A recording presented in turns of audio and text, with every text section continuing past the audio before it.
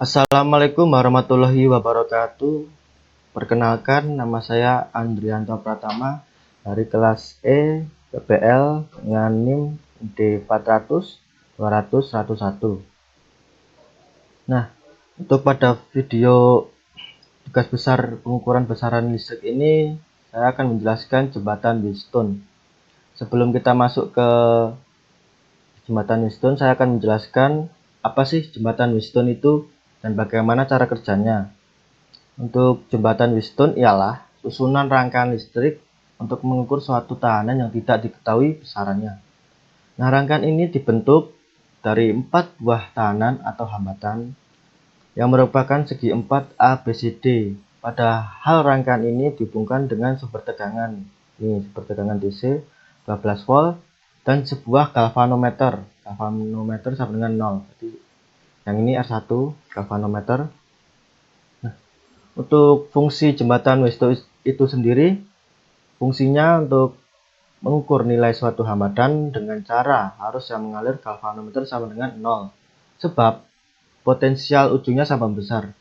Jadi kita bisa rumuskan seperti perkalian silang antara R3 kali R4 dan R5 kali R2. Cara kerja jembatan Wheatstone pada tahanan dan sumber tegangan yang dihubungkan melalui 2 titik diagonal dan juga pada kedua diagonal yang lain, di mana galvanometernya ini ditempelkan. Nah,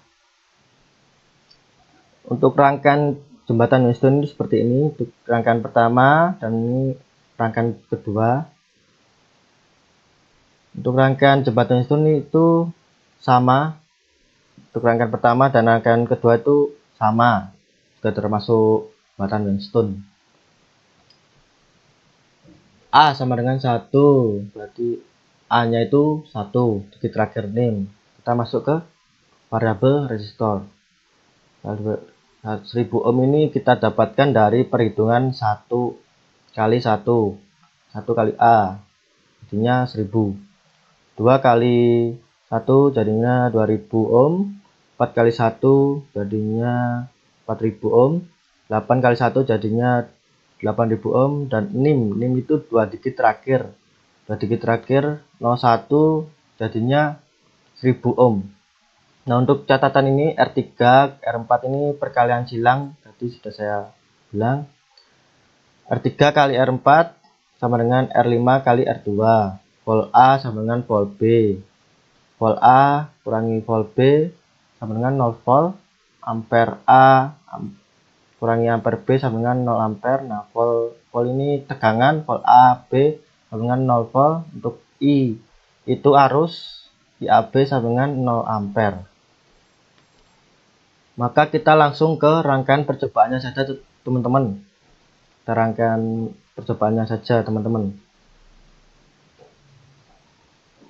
Nah, untuk rangkaian percobaan seperti ini, kita bisa lihat ada tambahan ini apa namanya, DC ampere meter dan DC voltmeter.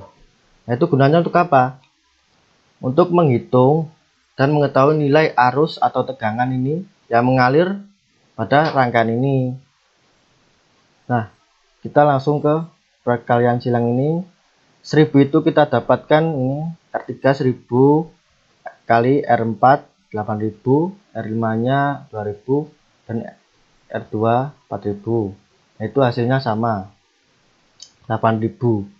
Nah, jika tidak sama perkaliannya antara R3 kali R4 dan R5 kali R2 ini tidak sama, maka kita membuat rangkaian hambatan bantu seperti ini. Setelah saya buatkan seperti ini, kita kasih hambatan bantu antara RA, RB dan RC. Nah, di sini kenapa kok ini R3 titik 3, karena supaya tidak duplikat dengan yang atas nih, R3 ini. Karena jika saat di run itu nanti akan error, teman-teman. Nah, untuk hambatan bantunya RA, RB, RC dengan menggunakan rumus ini, RA, RB, RC.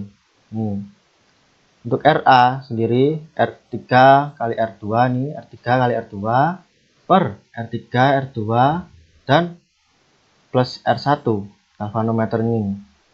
Nah, untuk mengetahui nilai hambatan bantunya, kita menggunakan rangkaian seri RB dan R5 sama dengan RB 5 itu RB dan R5 sama dengan RB plus R5. Nah, RB dan R5 itu kalau kita rentangkan gini, itu akan buat rangkaian seri berupa seri, maka menggunakan rumus seri RB plus R5.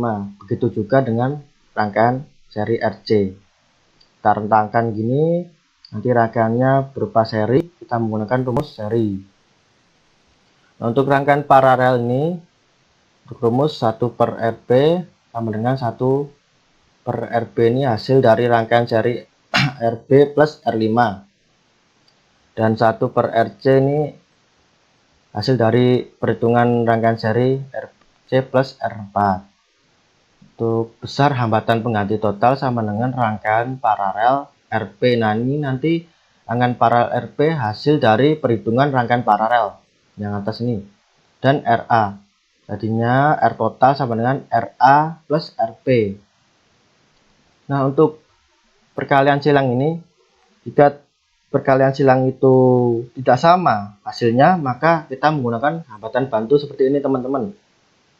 Kita tambahkan RA, RB, RC seperti itu. Kita kembali ke rangkaian cobaannya. Kita run dulu, kita simulasikan dulu. Nah, di sini volt AB ini, volt AB sama dengan 0. Itu hasil dari volt A kurangi volt B. Kenapa 0? Karena ini hasil dari volt A kurangi volt B. Jadi 8 kurangi 8 volt sama dengan 0 volt. Begitu juga dengan arus IAB ini, IAB sama dengan 0 dari IA kurangi IB. Nah, di sini kok hasilnya 0,04 karena mungkin di sini adanya kebocoran pada rangkaian ini sehingga menghasilkan 0,04. Nah, seharusnya ini 0, secara mutlak 0. Seperti itu. Kita lanjut. Jika FAB dan IAB-nya itu tidak sama dengan 0, apa masih bisa dikatakan dengan jembatan Wheatstone?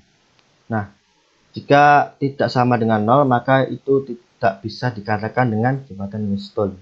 Karena prinsip jembatan Wheatstone itu harus mutlak sama dengan 0, atau galvanometernya ini 0. Jadinya ini harusnya 0, harus 0. Seperti itu. Untuk manfaat jembatan Wheatstone itu sendiri ada di bidang perikanan, contohnya perancangan seperti perancangan perhitungan ikan.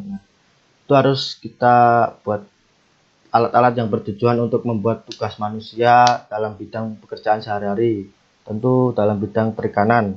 Nah, itu perlu adanya suatu alat yang dapat menggantikan tugas manusia untuk menghitung jumlah ikan saat diberi makan. Dan sehingga tugas manusia itu dapat digantikan oleh alat ini, teman-teman. Dan juga dapat mempercepat proses perhitungan ikan sehingga dalam menghitung itu dengan waktu yang relatif cepat. Seperti itu. Mungkin cukup itu saja video tugas besar pengukuran besaran listrik dari saya. Apabila ada kata-kata saya yang kurang berkenan atau salah-salah, saya mohon maaf. Sekian, terima kasih. Wassalamualaikum warahmatullahi wabarakatuh.